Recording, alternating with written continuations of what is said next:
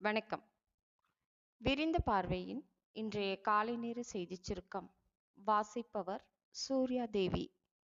விக்கிரவாண்டி இடைத்தேர்தலில் முன்னாள் முதல்வர் கருணாநிதி கூட எடுக்காத ஒரு ரிஸ்கை முதல்வர் ஸ்டாலின் எடுத்துள்ளார். விக்கிரவாண்டி திமுக வேட்பாளர் அன்னியூர் சிவா என்று பொதுச் செயலாளர் துரைமுருகன் அறிவிப்பு வெளியிட்டுள்ளார். இது தொடர்பாக முதல்வர் ஸ்டாலின் தீவிரமான சில ஆலோசனைகளை மேற்கொண்டு கடைசியில்தான் சிவாவை வேட்பாளராக தேர்வு செய்துள்ளாராம். முதல் முறையாக பொன்முடி கட்டுப்பாட்டில் உள்ள ஏரியா ஒன்றில் பொன்முடி சொல்லாத ஒருவரை ஸ்டாலின் தேர்வு செய்துள்ளதாக கூறப்படுகிறது.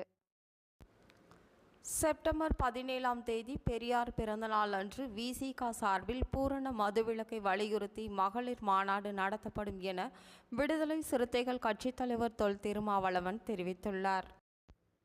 அதிமுக நிர்வாகி படுகொலை சம்பவம் பெரும் பரபரப்பை ஏற்படுத்தியுள்ள நிலையில் தமிழ்நாட்டில் யாருக்குமே பாதுகாப்பு இல்லை என திமுக அரசை கடுமையாக விமர்சித்துள்ளார் எதிர்க்கட்சித் தலைவர் எடப்பாடி பழனிசாமி.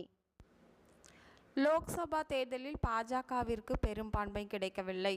மத்தியில் சந்திரபாபு நாயுடு தலைமையிலான தெலுங்கு தேசம், நிதிஷ்குமார் தலைமையிலான ஐக்கிய ஜனதா தளம் ஆகிய கட்சிகளுடன் பாஜக கூட்டணி ஆட்சி அமைத்துள்ளது.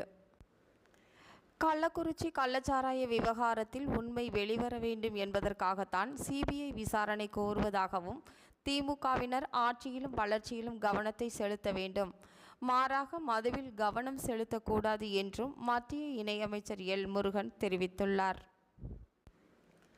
தமிழக அரசு சார்பில் மாணவ மாணவிகளுக்கு வழங்கப்பட்ட இலவச சைக்கிள் தரமற்று இருப்பதாகவும், அவை கடைகளில் விற்கப்படுவதாகவும் சமூக வலைதளங்களிலும் தொலைக்காட்சிகளும் செய்திகள் வெளியானது.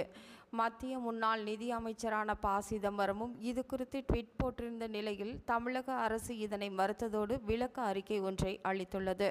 இத்துடன் இன்றைய செய்திச் சுருக்கம் நிறைவு பெறுகிறது.